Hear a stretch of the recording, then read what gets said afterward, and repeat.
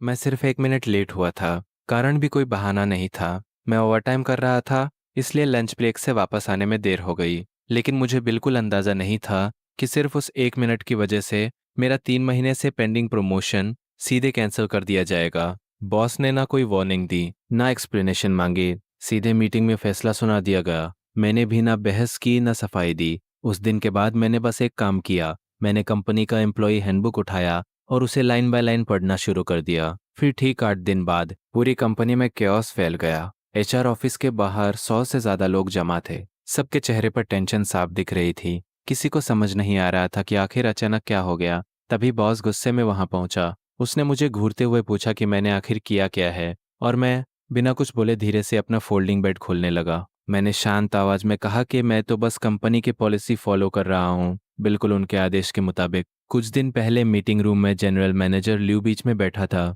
उसके हाथ में प्रमोशन डॉक्यूमेंट था और वही फाइनल रिजल्ट अनाउंस करने वाला था।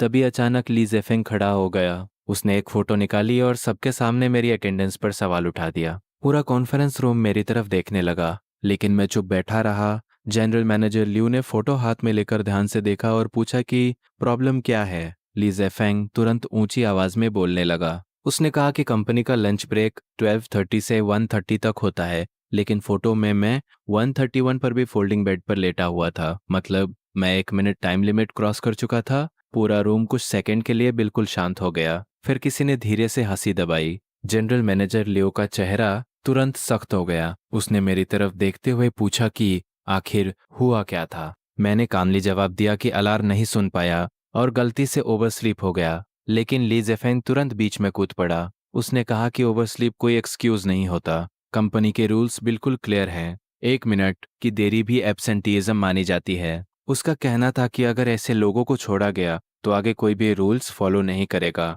वो बड़ी राइचस एक्टिंग कर रहा था, लेकिन पूरी बात के दौरान उसने एक बार भी मेरी आंखों में देखने की हिम्मत नहीं की, क्योंकि पिछले महीने टेक्निकल रिव्यू में मेरा प्रपोजल यूनानिमसली पास हुआ था, जबकि उसका रिजेक्ट हो गया था। यहाँ तक कि उसका कोर मॉड्यूल भी उससे लेकर मुझे दे दिया गया था। जनरल मैनेजर ल्यू ने फोटो नीचे रखी और कहा कि ली जेफिंग की बात गलत नहीं है। उसने कहा कि रूल्स के बिना कंपनी नहीं चलती और हर एम्प्लॉय को कंपनी पॉलिसी फॉलो करनी होगी। फिर वो अपनी सीट से उठा और ठंडी नज़र से मुझे देखने लगा। उसने कहा कि मैं कंपनी का सीनियर इंजीनियर होकर इतनी बेसिक मिस्टेक कैसे कर सकता हूँ, और क्योंकि मेरा प्रमोशन आने वाला था इसलिए इसका इम्पैक्ट और भी खराब है। फिर अगले ही पल उसने सीधे मेरा प्रमोशन कैंसिल कर दिया। पूरा कॉन्फ्रेंस रूम शॉक्ड रह गया। इस साल डिपार्टमेंट में मेरी परफॉर्मेंस सबसे ऊपर थी। मैं सीनियर टेक्निकल एक्सपर्ट लेवल तक पहुंच चुका था। 3 महीने से मेरा प्रमोशन ऑफिशियली पब्लिसाइज किया जा रहा था। सैलरी हाइक और स्टॉक ऑप्शंस मिलाकर पैकेज 2 लाख से भी ऊपर जाने वाला था।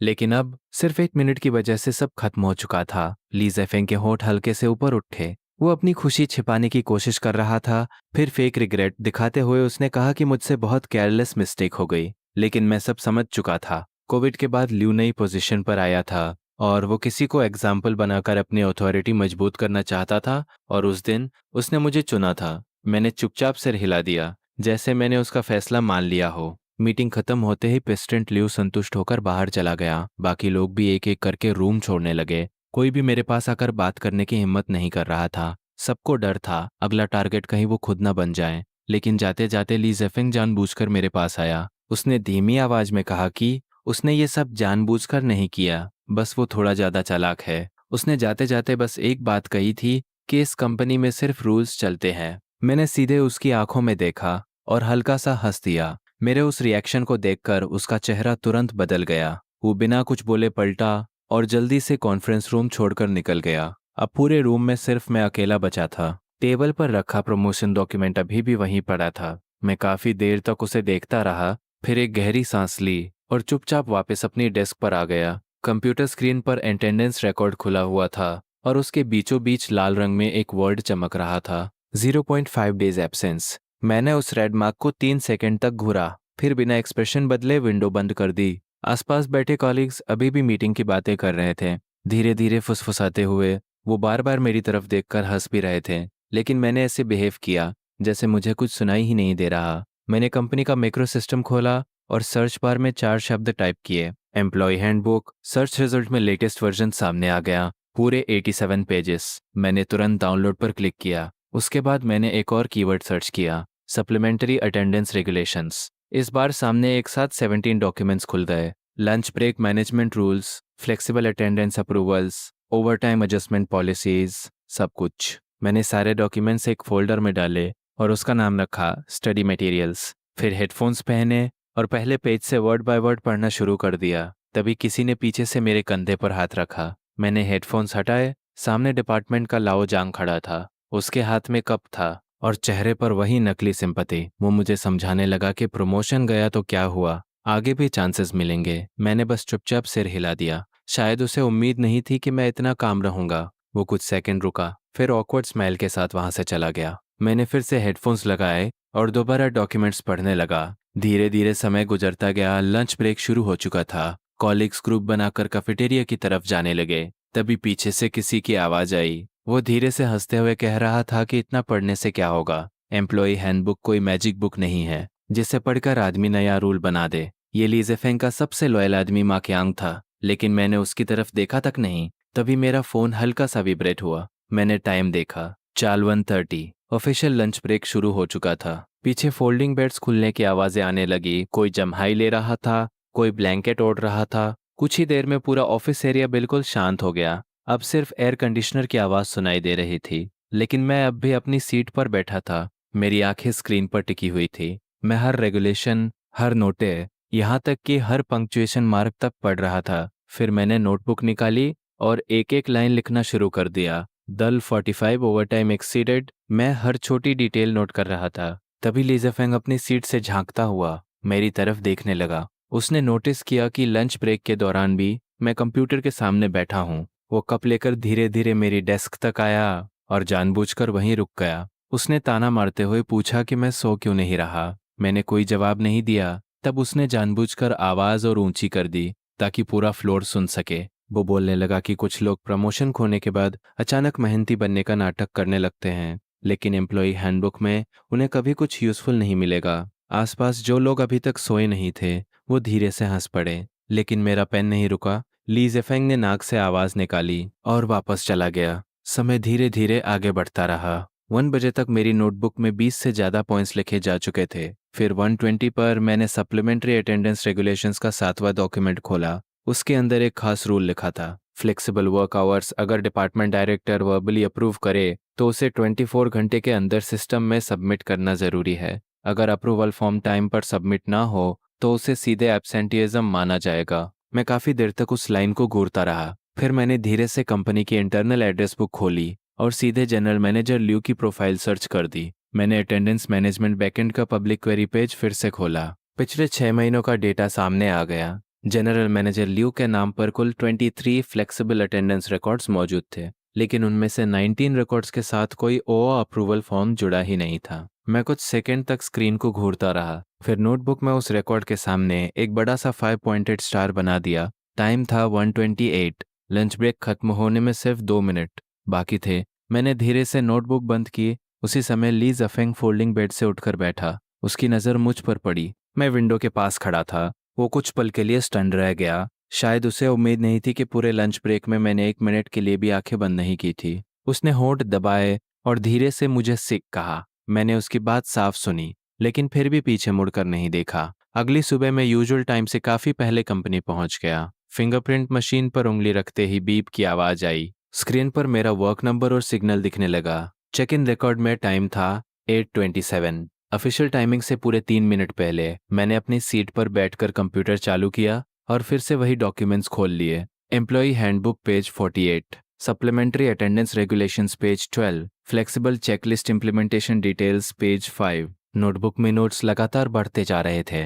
बाकी लोग लंच करके आफ्टरनून ब्रेक में सो जाते, लेकिन मैं अब भी ऑफिस एरिया में बैठा रेगुलेशंस पढ़ रहा होता। धीरे धीरे पूरा ऑफिस मुझे अजीब नज़रों से देखने लगा। लंच ब्रेक के बाद ली ज़ेफेंग और मा क्यांग अक्सर ब्रेक रूम में बैठकर मेरा मजाक उड़ाते। वो कहते कि मैं अब डर गया हूँ। एक बार पकड़े जाने के बाद अब सोने की हिम्मत भी नहीं बची। उनका कहना था कि शायद मैं पहले भी लूपहोल्स ढूंढता रहा हूँ और प्रमोशन सिर्फ 1 मिनट की वजह से खोना बेहद पैथेटिक है। उनकी हर बात मेरे कानों में साफ पड़ती थी, लेकिन मैं बिना रिएक्शन दिए डॉक्यूमेंट्स पढ़ता रहता। तीसरे दिन मैं फिर 15 मिनट पहले ऑफिस पहुंचा। लंच ब्रेक में बाकी सब सो रहे थे। और मैं अब भी वर्क स्टेशन पर एम्प्लॉय हैंडबुक पढ़ रहा था। तभी ली ज़फेंग मेरे पास से गुजरा और ताना मारते हुए बोला कि मैं अच्छा एक्टिंग कर रहा हूँ। मैंने फिर भी कोई जवाब नहीं दिया। चौथे दिन कैफेटेरिया में वो जानबूझकर मेरी सामने वाली सीट पर आकर बैठ गया। उसने प्लेट रखते हुए कहा कि मुझे उसे ब्लेम नहीं करना चाहिए, वो तो बस रूल्स फॉलो कर रहा था। उसने कहा कि बॉस यू डिसिप्लिन को लेकर अपसेस्ड है और मैं गलत इंसान से टकरा गया हूँ। फिर उसने मुझे सलाह दी कि रूल्स और बॉस दोनों के बहुत करीब जाना हमेशा नुकसान देता है। मैंने चुपचाप खाना खत्म किया, मुंह साफ किया और फिर सीधे उसकी तरफ देखा। मैंने उससे पूछा कि क्या उसे पता है पिछले महीने वो 3 अलग-अलग दिनों में ऑफिस क्लोजिंग टाइम से 2 मिनट पहले क्लॉक आउट कर चुका है। ये सुनते ही उसका चेहरा बदल गया। उसने तुरंत पूछा कि मुझे ये कैसे पता। तब मैंने कामली बताया कि सप्लीमेंट्री अटेंडेंस रेगुलेशंस के आर्टिकल 42 के मुताबिक अगर कोई एम्प्लॉय 3 बार 2 मिनट पहले भी लीव करे तो उसे 5 दिन सैलरी डिडक्शन और क्वार्टरली परफॉर्मेंस बोनस कैंसिलेशन मिलना चाहिए। ली ज़ेफेंग के हाथ से चॉपस्टिक्स लगभग गिर ही गए। उसने शॉक्ड होकर पूछा कि आखिर मुझे ये सब कैसे पता चला, लेकिन मैंने कोई जवाब नहीं दिया, बस वहां से चला गया। 5वें दिन तक मेरी नोटबुक में 57 की क्लॉजेस लिखे जा चुके थे। हर पॉइंट के साथ पेज नंबर और क्लॉज नंबर भी था। मैंने हर रूल के सामने उसका पॉसिबल वायलेशन भी नोट किया हुआ था। जनरल मैनेजर लियू के 19 सस्पिशियस फ्लेक्सिबल अटेंडेंस रिकॉर्ड्स की अलग लिस्ट बन चुकी थी और ली ज़फेंग के पूरे 1 साल के अटेंडेंस रिकॉर्ड्स भी मैंने निकाल लिए थे। धीरे धीरे मुझे एक बात समझ आ गई, सिर्फ उनका डिपार्टमेंट नहीं, पूरी कंपनी में कोई भी क्लीन नहीं था। ये सारे रूल्स इतने कॉम्प्लिकेटेड और रिडिकुलस थे कि सालों से सब उन्हें इग्नोर करते आ रहे थे। लेकिन अब सिचुएशन बदल चुकी थी, क्योंकि पूरे ऑफिस के सामने मैं एक लिविंग एग्जाम्पल बन चुका था। सिर्फ 1 मिनट की वजह से 2 लाख का नुकसान। ये बात अब हर एम्प्लॉय के दिमाग में नाइफ की तरह लटक रही थी। मैंने धीरे से नोटबुक बंद की। अब जाल बंद करने का समय आ चुका था। 8वें दिन मैं हमेशा की तरह ऑफिस में दाखिल हुआ। बाहर से सब कुछ नॉर्मल लग रहा था। ली ज़ेफेंग ने मुझे देखकर फिर से तिरस्कार भरी नजर डाली, लेकिन मैंने उसे पूरी तरह इग्नोर कर दिया। मैं अपनी सीट पर बैठा, कंप्यूटर चालू किया और सीधे कंपनी ईमेल में लॉगिन कर गया। फिर मैंने एक नया मेल ड्राफ्ट करना शुरू किया। सब्जेक्ट लाइन थी अटेंडेंस मैनेजमेंट को स्टैंडर्डाइज करने के लिए एक वार्म रिमाइंडर। उसके बाद मैंने अटेंडेंस और वर्किंग आवर्स कंप्लायंस का पूरा सेल्फ इंस्पेक्शन चेकलिस्ट अटैच कर दिया। ईमेल के अंदर सिर्फ एक छोटा सा पैराग्राफ था। उसमें लिखा था कि हाल ही में कंपनी ने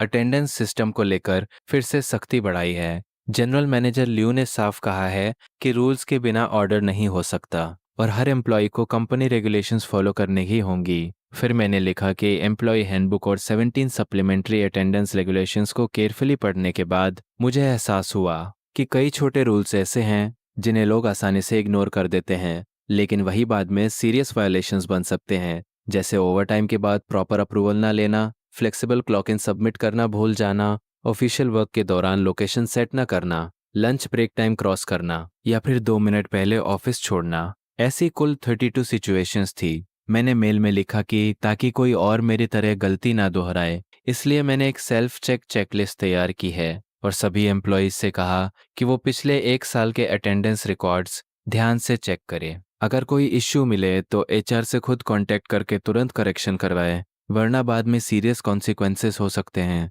मेल के आखिर में सिर्फ एक नाम लिखा था, जांग जिहेंग। पूरा मेल पढ़ने के बाद कोई भी यही सोचता कि प्रमोशन कैंसिल होने के बाद मैं खुद को आइडियल एम्प्लॉय साबित करने की कोशिश कर रहा हूँ। मैंने बिना एक सेकंड रुके सीसी ऑल एम्प्लॉयज पर क्लिक किया और सेंड दबा दिया। शुरुआत में किसी ने ज़्यादा ध्यान नहीं दिया। कुछ लोगों ने मेल खोले बिना ही डिलीट कर दिया, कुछ ने एक नज़र देखकर उसे बोरिंग समझकर बंद कर दिया। लेकिन फिर कुछ एम्प्लॉयज़ ने अटैचमेंट खोल लिया। उसके अंदर एक एक्सेल स्प्रेडशीट थी और वो स्प्रेडशीट मैंने बहुत केयरफुली तैयार की थी। उसमें 32 अलग अलग अटेंडेंस वायलेशंस लिस्ट किए गए थे जो आम लोग रोज अननोइंगली करते रहते थे। हर पॉइंट के साथ एम्प्लॉय हैंडबुक का एग्जैक्ट पेज नंबर और क्लॉज नंबर भी लिखा था। लेकिन सबसे ऊपर पहली लाइन बोल्ड रेड फॉन्ट में लिखी हुई थी, example of violation, lunch break 1 minute exceed, penalty result, promotion cancelled. ये लाइन देखते ही लोगों के चेहरों का रंग बदलने लगा। सबसे पहले स्प्रेडशीट खोलने वाला टेक्निकल डिपार्टमेंट का लाउ हॉन्ग था। पिछले महीने उसने कई दिन लगातार ओवर टाइम किया था। वो इतना एग्जॉस्टेड था कि ओआई रिव्यू अप्रूवल सबमिट करना ही भूल गया। लेकिन जैसे जैसे वो स्प्रेडशीट चेक करता गया, उसका एक्सप्रेशन धीरे धीरे सीरियस होता गया, क्योंकि सिस्टम के हिसाब से बिना अप्रूवल ओवरटाइम करना सिर्फ अनपेड ओवरटाइम नहीं था, बल्कि अटेंडेंस वायलेशन माना जाता था। और अगर कंपनी ने वही स्टैंडर्ड अप्लाई किया जो मेरे केस में किया गया था, तो उसकी इस साल की पूरी परफॉर्मेंस बोनस खत्म हो सकती थी। वो तुरंत अपनी सीट से उठा, फ़ोन पकड़ा और सीधे एचआर ऑफिस की तरफ भाग गया। और फिर पूरा माहौल बदल गया। एक एम्प्लॉय के पैनिक ने पूरे ऑफिस में चेन रिएक्शन शुरू कर दिया। हर डेस्क पर लोग अटेंडेंस सिस्टम डिस्कस करने लगे।